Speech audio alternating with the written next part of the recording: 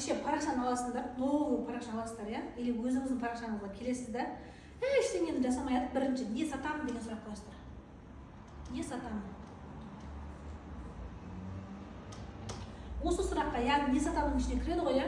Сіз не сатасыз? Пәленше деген курс, қанша теңгеге сатасыз?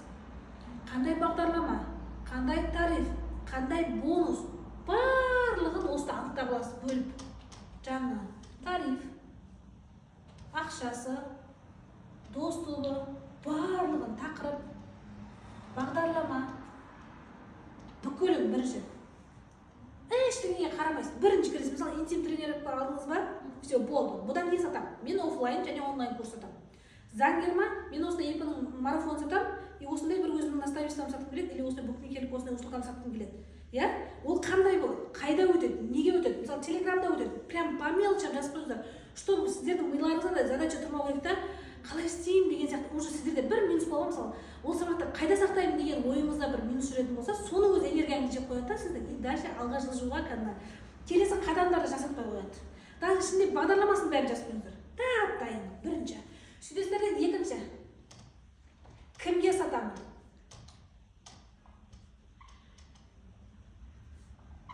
Осы жерде не істейміз? Целевая аудиторияны анықтаймыз. Сосын мен сіздерге жіберемін. Идеальный клиент аватары. Яғни мен бір сіздерге дайын форматта шаблон жіберемін. Соны толтырасыздар. Идеальный клиент аватарына. Ал целевая аудиторияны мен сабақта бердім сіздерге, иә? Курс кімдерге пайдалы болады, қандай проблемалар шешеді деген сияқты. Целевая аудитория сабағын көрсеңіздер түсінесіз. Анықтап аласыздар, прям детально. Кемі 60 негізі. В целом 60 целевая аудитория анықтауларыңыз керек. Яғни қандай проблеманы шешеді, кімдерге пайдалы, и сол курсты алатын адамдардың қалаулары қандай деп. Сабақта айттым ғой, иә? Бүкіл анықтамаңыз. Мына жерде уже кімге сататыныңыз туралы проблема болмау керек. Прям ауруының түбіне дейін. Мысалы, просто так аты салмақтан арыласың емес, запорың кетеді, жаңағы майың целлюлитсіз кетеді деген сияқты детально. Бүкілін. По мелочам деді ғой. Үшіншісі. Қалай сатамын деген, осы жерде уже жұмыс басталады сіздерде. Қалай сатамын. Яғни осы кезде бірінші стратегия құрасыздар. Стратегияны құрып аласыз. Қалай сатасыз? Яғни осындай күні, осындай нәрселер болады, осындай таргет жіберемін, осындай былай жасаймын деген стратегия құруды қазір мен бір айтып өтемін. Если что, негізі өздеріңізге айтылған. Сіз оян бірінші стратегия құрып аламыз, одан кейін контент, то есть воронка құрамыз. Қандай воронкалармен сатасыз, яғни қалай сатамын емес, уже мына жерде қандай воронкалармен сатасыз. Я вообще сату в целом. Одан кейін барып уже контент жасайсыз.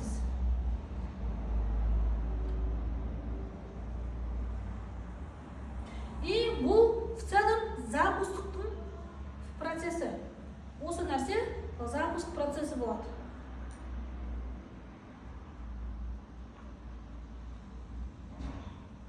Түсініңіз ғой?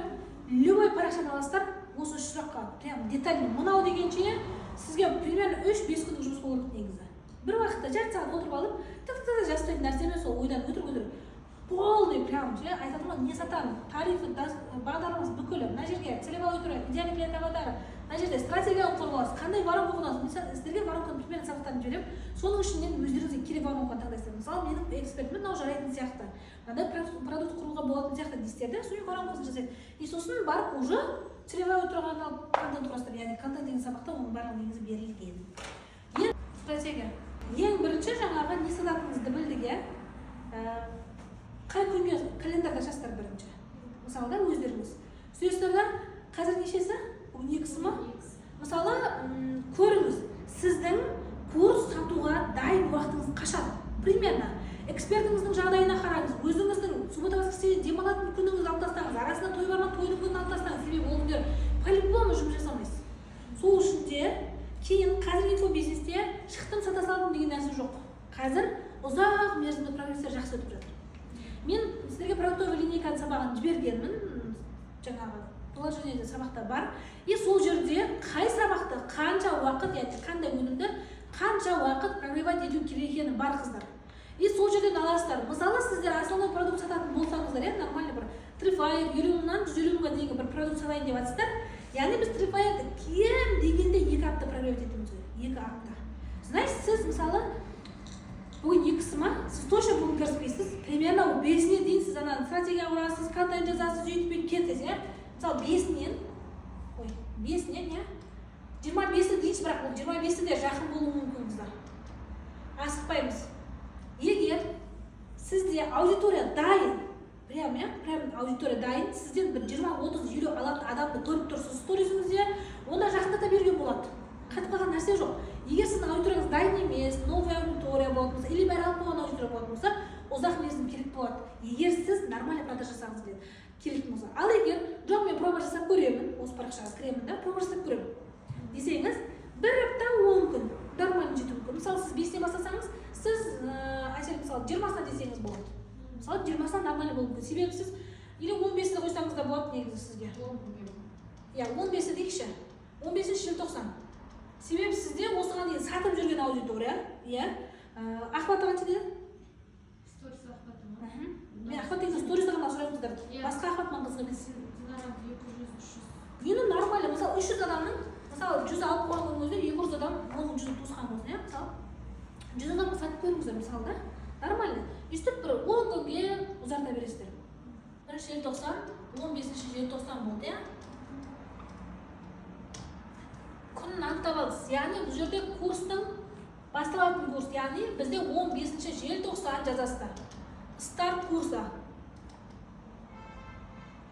Енді осыны қойып аламыз. Мына старт курсаны белгілеп алдық. Енді, значит, бізге прогревке темі 5 күн керек. Демек бізде 10-нан 15-ші желтоқсан аралығында массовый прогрев болады. Массовый прогрев болады. Яғни бұл кезде сіз 10-нан бастап сторизде номер қойылады. 10-нан бастап триггер етесіздер.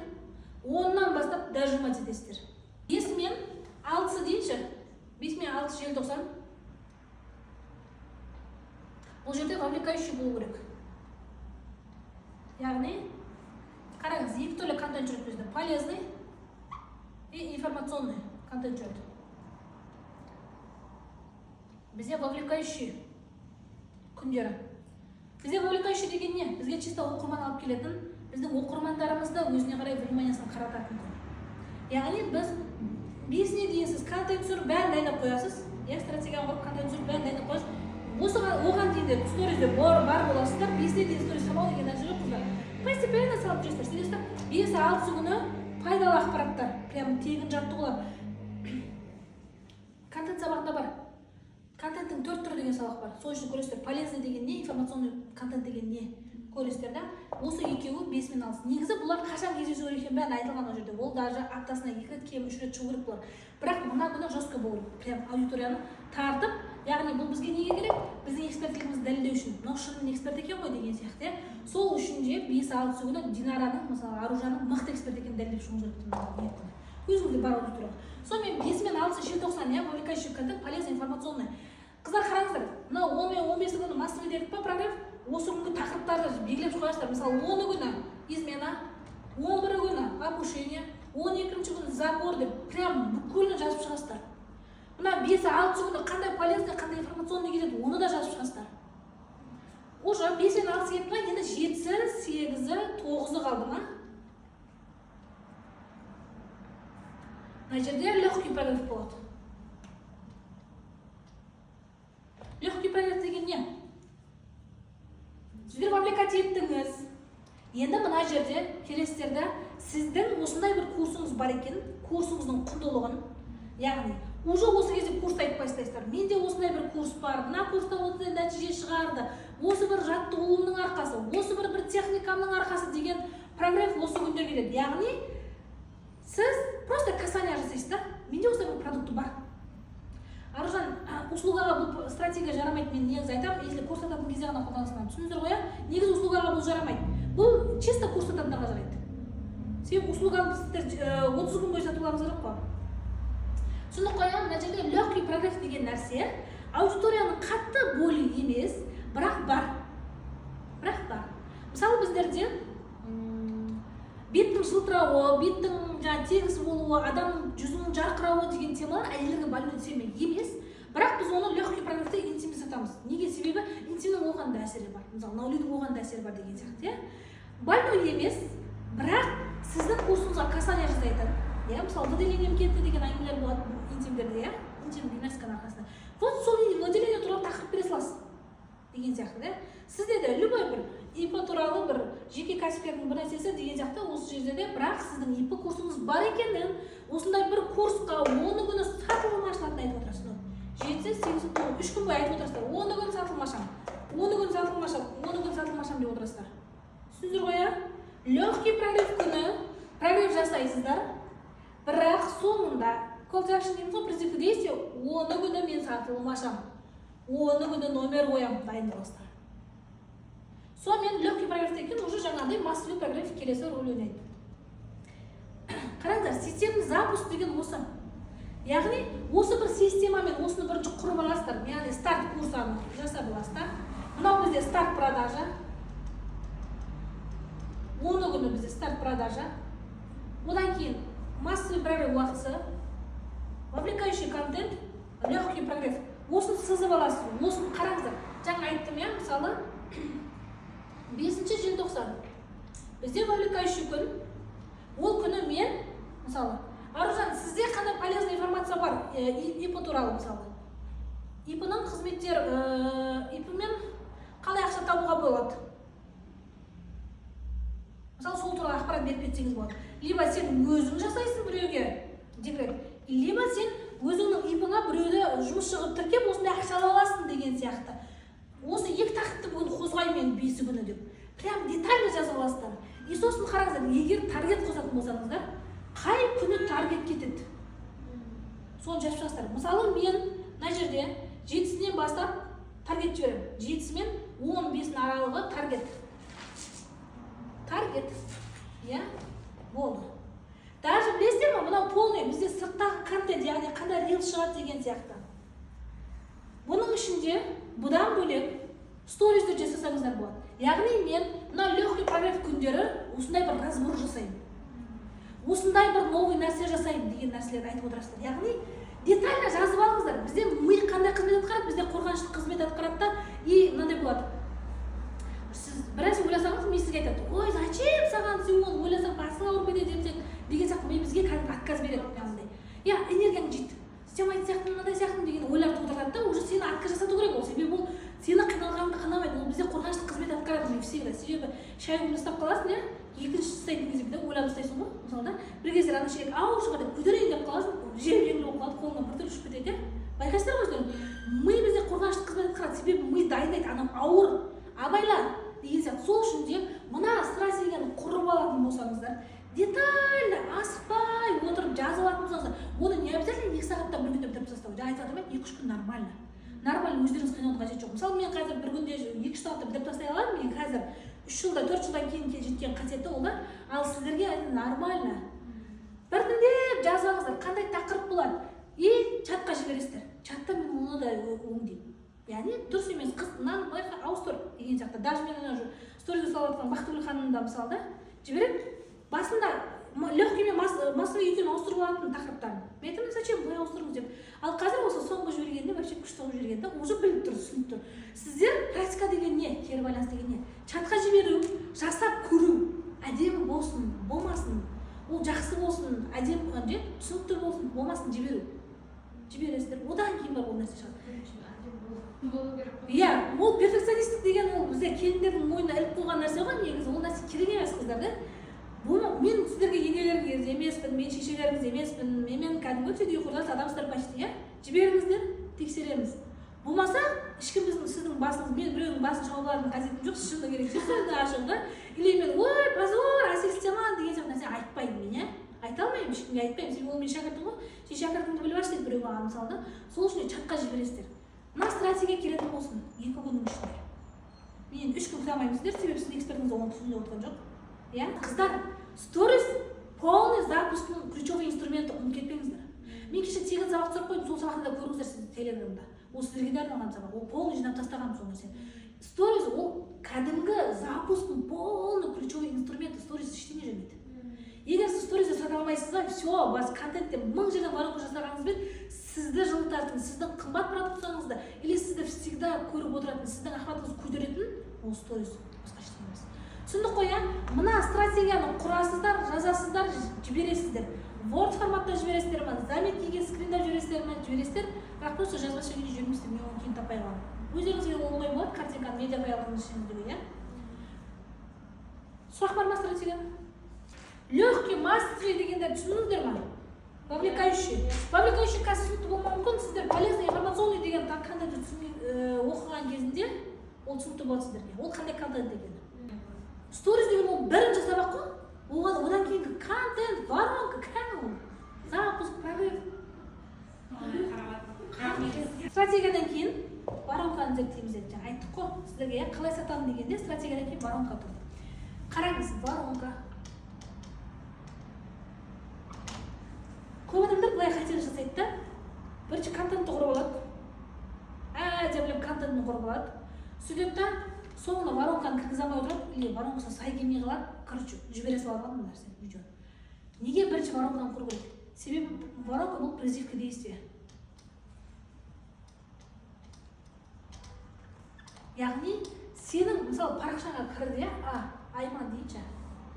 Сенің продуктың сатылғанға дейін жүріп өтетін жолы мынау воронка деп аталады. Егер ол парақшаңа кірді да, Айман, и сөйтеді ол сен шапкаңна ба бір нәрсені түсінбей қалды, или шапкаң ұнады да сені таппай қалды. Сенде ссылка тұрған жоқ, сенде бір телеграм каналыма тұр да, бірақ ояққа не үшін екенін өту екенін түсінбей қалды, и осы жерде мына қалып кетті ғой Айман мына жерде. Тоқтады, үзіліп қалды мына жерде. Себебі сен оған айтқан жоқсың, я актуальныға өт деген жоқсың. Я болмаса бір рилсқа өт деген жоқсың. Или вообще телеграмға өт деп айтқан жоқсың да, сен қайқа бару керек екенін айтқан жоқсың. Вот мына жерде үзіліп қалды, болды, ол бутылочкаға қарай бара алмайды.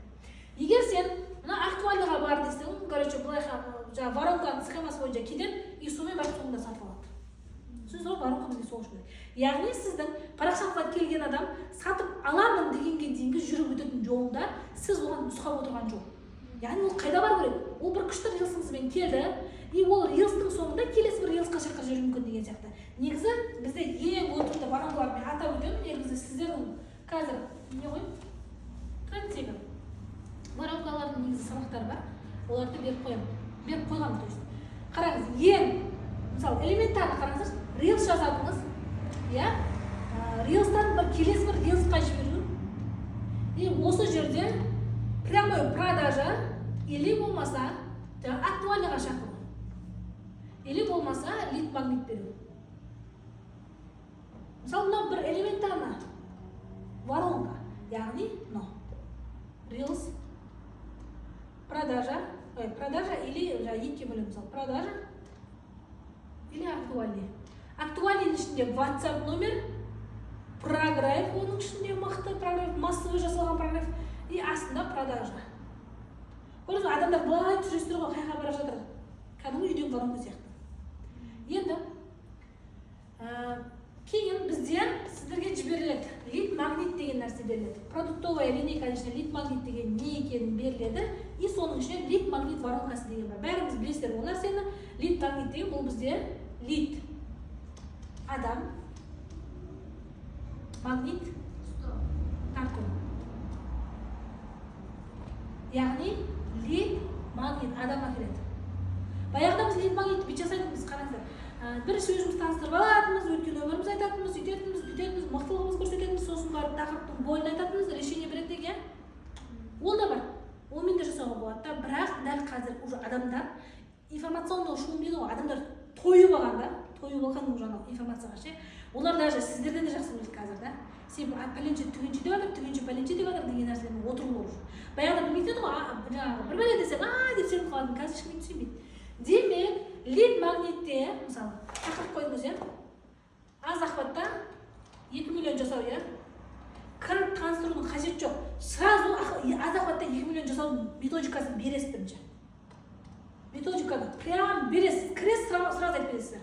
Яғни сәлем, амандасу, яғни тақырып айту, и сосын бұл видеоны олар не үшін керек, яғни тақырыпқа прогресс керек, яғни бүгін сіздер аз охватта 2 миллион жасаудың негізгі методикасын білесіздер. Оның ішінде сторизде сату, воронкамен сату туралы толық ақпаратты сатпай сатуды методикасын түсініп кетесіздер деген сияқты бұл видеоны ол неге көру керек екенін ұзынан түсіндіресіздер да. Сосын барып уже сразу айтасыз. Мына методика қолданасың, или былай жасайсың, өйтіп жасайсың, сөйтіп жасайсың. И сосын барып қараңыздар, соңында айтасыздар ғой.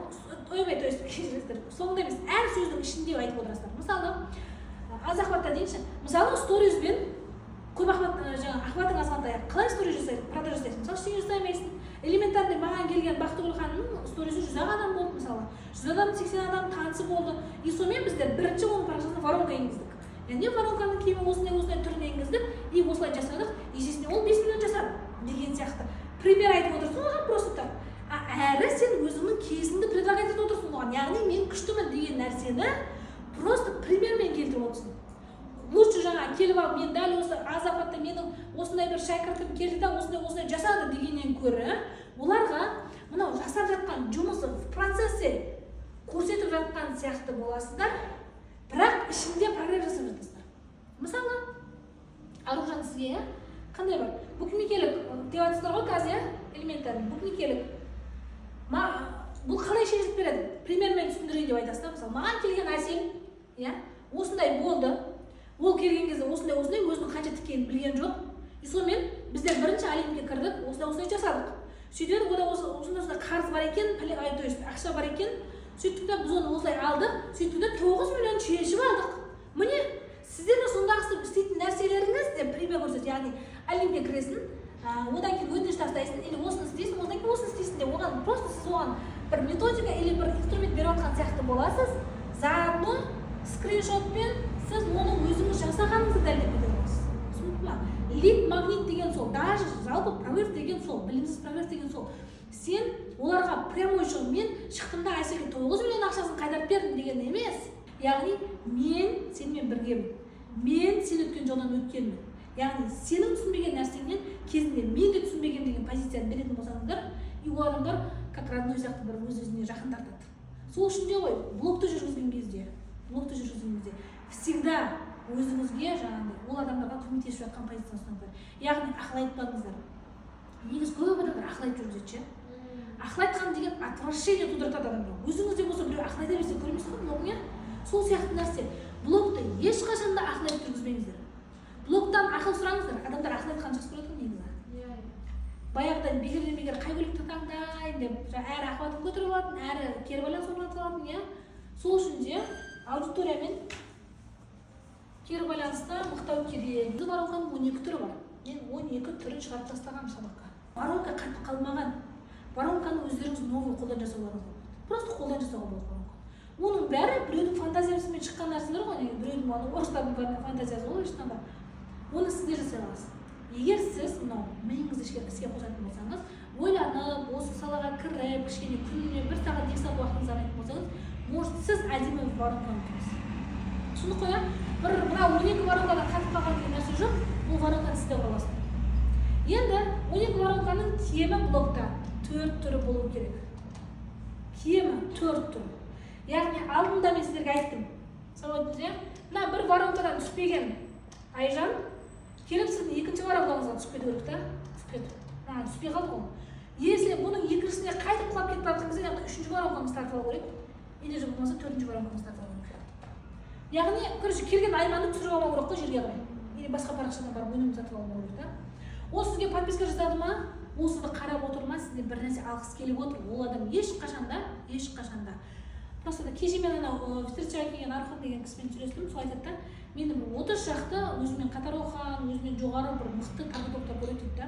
И ол менен мықты ғой, менен продукт алмайды дейді да. Мен айтамын, неге енді адам өзіне кіші адамды көргісі келмеуі мүмкін деді да. Мысалы, олар мықты болатын болса, ол сізден либо бір нәрсе алғысы келді деп, не сіз бір жерде қызық тұрды да. Сол нәрсені тауып алыңыз, сонымен программа етіп сатып жіберіңіз оларға дейді да. Олар көрмейді ғой, мысалы. Сіз блогты біреудің блогына бірдеңе алу үшін көресіз ғой, бір информация алуыңыз мүмкін, бір қызық бірдеңе алуыңыз мүмкін, или бір продукциясына қызып отыруыңыз мүмкін, ондай нәрсе жоқ. Жаңағыдай, ой, ол мен просто так жаңағы аңду үшін или өсек айту үшін көрді деген нәрсе жоқ. Ол сізден бірдеңе алғысы келеді. Мысалы, Аружан, сіз продуктыңыз бар, мысалы, ИП бар, заң бар, арест бар, букмекерлік бар, сізді көріп отырған адам оны букмекерлік үшін ғана көреді, оны заңгерлік үшін ғана көреді. Мысалы да, бәрінің себебі бар сіздерді көреді. Сол үшін адаммен контакт орнатыңыздар дедім ғой, сіздерді продуктыңызды алатын адам, яғни доверие тудыруларыңыз керек қой. Мысалы, всегда блокқа шықпайтын, бір жылда или айына бір ақ сторис салатын адамнан курс алғыңыз келмейді бәріңізде. Или дайректте жауап жазбайтын, одан курс алғыңыз келмейді. Естественно, сізге біреу азыр қайтармаса да. Довериені тудыру үшін бірінші контакт орнату керек. Контакты любой бір. Мысалы, мен айтамын да, лид магнит жасаған кезде де прямой эфирге кірдің ба, Zoom вебинар деген воронкалар бар, соның үшін айтамын да мен. Сұра, қалайсыздар, естіліп тұр ма, қалай ойлайсыздар, не болып жатыр, сізде осындай проблема кездесті ме, контакт орнатып отыру керек. Аудиторияда сторизде сол нәрсе ұмытып кетпеңіздер. Монолог жасайды, яғни екінші класста оқимыз ғой, менің қызым қазір оқып жатыр. Монолог бір адамның сөйлегені, Аружан білесіз ғой, диалог екі адамның, бірнеше адамның сөйлесуі, блог диалог болу керек. Ешқашан монолог болмайды блог. Егер сіз монолог жасайсыз ба, сізде охват құлайды, вовлеченность құлайды, сізде ешкім лояльный клиент болмайды. А когда сіз блогты диалогқа айналдырасыз, конкретно как вообще блогты жүргізгенде қараңыздаршы, бір-ақ адамға қарап жүргізу керек қой, бір-ақ адамға. Мен Аружанға сөйлеп жатырмын. Яғни, мен жаңа айттым, идеальный клиент аватар, иканы айттым жаңа. Идеальный клиент аватарыңыз құрып алдыңыз, сізді көретін бір сондай 5 қызды көріп алдыңыз, прақшаңыз көреді бір Мадина деген бір қызды көріп алдыңыз да, Мадинаның бойына тиісіп отырыңыз сторизде. И сіз Мадинаға тиісіп отырып, Мадина сияқтының біразына тиісіп алдыңыз. Зато бір адамға қаратып отырсыз ойыңызда. И сонымен уже ол алды, примерно ондай шақты адамдар алды. Ена жерде бір Айгүл деген қыз отыр, оның сізге жазған бір проблемасы бар, сөйтесіз Айгүлге тиісіп баштайсыз ба на сторизде, бір адамға. Сол кезде сіздерге легко болады да, чтобы сіз қайсының проблемасын алып кетсем екен деп, бірнеше адамның проблемасын алып кетемін дейсіз да, программистер бытшын шығарасыздар да, и смыслы таппай қаласыздар, кімге қалай айтып жатқандарыңызды. Сол үшін де бір адамға қарап айтыңыздар деп сторис туралы айтып кеттік қой. Короче, воронканы түсіндіңіздер ғой, кемі 4 воронка болу керек парақшада. Кемі 4 воронка. Сосын мына нәрсені ұмытпаңыздар, продукты сатқан кезде сіздің продуктыңыз одан бұрын, сатылуынан бұрын сізден сатып алатын адамға керек. Неге? Себебі, мысалы да, енді сіздерді білмеймін, мысалы маған келген Бақтыгүл деген ханым, 350 мен алды оқуды, ол 1,5 миллион продаж жасады бір блогта, 30%-ін алды, қанша ақша тапты? 1,5 400 мың, 500 мыңдай ма? Мысалы 500 мың теңге. А ол менен 350 мың теңге ғана төледі маған. Сөйтеді 500 мың теңге Смановадан тапты. Сосын кім? Эльмира Лотостан істеді. Интим тренер ғой? Интим тренердің апасы ол вообще Алинамен қатар шыққан тренер ғой, просто болсам сәл арасы үзіліп қалған. Мысалы, одан мен қанша жасаған білмеймін, аз жасады өтірік емес. Біреуінде 500 мың теңгеден 52 ба адам 54 адамға сатты. Какой-то ақша болса да ақша, 100 мың теңге болса да, сосын кешегіде 50 мың теңгелік VIP тарифінен 8 сатты, анауысынан тоже арыз сатты 15 мың теңгеден. Зато бір 200 мың теңге тапса да дейінші, 200 мың теңге тапты дейінші, 700 мың теңгеден 350 мың теңге. А бұл бір айдың ақшасы. Бір ай. Сіздер осы нәрсені түсінбаңыздар да, чтобы сіздің продукцияңыз сізге сатылғаннан көрі алатын адамға пайдасы қандай? Соны түсініңіздер да, сол кезде сіз өзіңіздің продукцияңызды қабылдаған кезде, сол кезде барып, уже сіз легкий сатасыздар. Осы нәрсені түсініңіздер. Түсініңіздер. Енді бұл жақтан неше ол кемі 2 жыл, 1,5 жыл дейінші, ұзақ сөз бар қойшы. 1,5 жыл бойы осы продукцияның арқасында ол продажалар жасайды. Ол тағы да үшінші эксперт алуы мүмкін мына жаққа, өзі біледі. Көрдіңіздер ма? Осы нәрсені түсіндіріп алыңыздар, яғни менің бір продуктым, ол маған 350 мың теңге береді. 350 мың теңге береді. Бірақ ол оның ар жағынан миллионер жасайды. Мысалы менің өзім басында 500 мың теңге сабақ оқыдым да, 800 мың теңге таптым. Сөйттім да оған 600 мың теңге мен 700 мың қайтадан наставить салдым да, қайтадан 1,5 миллион теңге таптым деген сияқты да. Ол нәрсені түсініңіздер. Яғни менің продуктым өзімнен бұрын біреуге келеді. Яғни біреуді танытады. Сіздер өзіңіздің продуктыңызды қабылдамай, ол никак біреуге сата алмайсыздар.